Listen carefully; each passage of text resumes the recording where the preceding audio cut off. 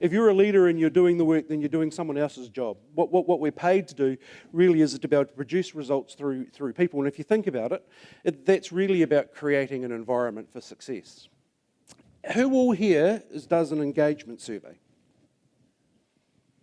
Yeah, 20 years ago, how many companies did an engagement survey? So people have figured out that engagement's the issue, and engagement's become a massive issue in the 21st century and a massive leadership issue. And everyone worries about engagement. We have figured out that high levels of engagement drive high levels of performance. But highly engaged employees provide a better service experience than unengaged employees. Who would have thought that someone who enjoyed doing their job would do it better than someone who hated doing their job? Sounds kind of simple, right? But it's completely the opposite of everything that we design our organisations for. We design our organisations with industrial era thinking of a hierarchy that makes it easy for us to supervise, manage and control.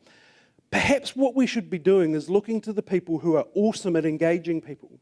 And I reckon one of the best, if not the best in this in terms of engagement expert, are game designers. So let's start to look at games. There's just a couple of little examples first way. So the first one is well, what's a game anyway?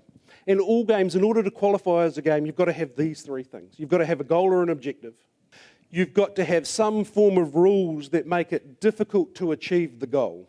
All right? The purpose of the rules is to make it difficult to achieve the goal. We'll explain that in a moment. And you need to have some kind of feedback or scoring mechanism. So the first thing that games do really, really well to ensure that you're engaged is they provide you with context as to what you're doing and where you are and why this thing is important to you. The second thing is that the things they ask you to do are clear, right? They have very, very clear objectives. They're specific and they're measurable. Because the third thing that games do extraordinarily well is they understand your capability and they give you tasks which are right for your level of ability. The next thing games do extraordinarily well is they provide feedback on, and a sense of progress. And finally, they support you. They provide a support. So this is a screenshot of the official forum for Star Wars: The Old Republic, and there's a whole bunch of things in there.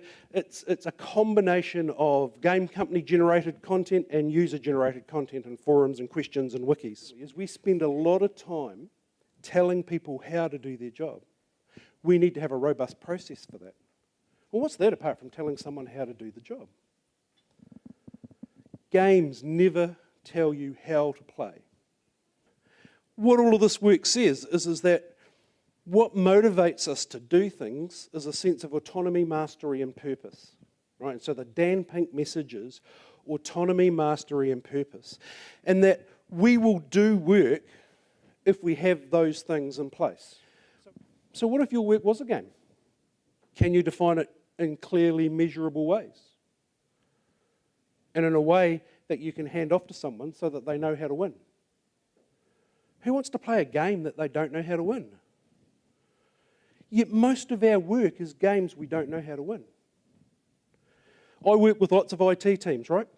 And I ask them to show me their scoreboard, right? Show me your scorecard of the measures so that I can, so that we can see if you're winning.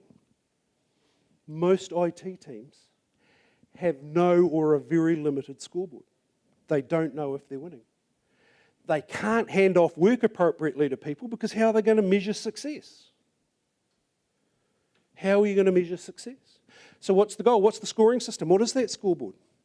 Do you understand the service rules and know how to use them to your favour? It's the engagement mechanic, right? Those are the rules. What's your strategy? You're a game designer.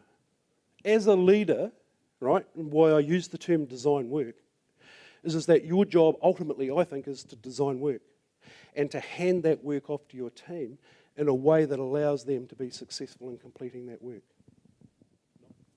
And if you start to do this, then what you can do is you can create a work environment which has great context. We all understand why we're doing what we're doing. We get feedback all the time, so we know if we're winning or losing. We have coaching conversations that help us to be successful moving forward. We can see the scoreboard in front of us all the time, so we know, are we about to win, are we about to lose, what are we going to be doing, etc., etc. And who would like to work in an environment like that? I know I would. And that's how you create engagement, by designing a work environment that makes it easy for the team to succeed.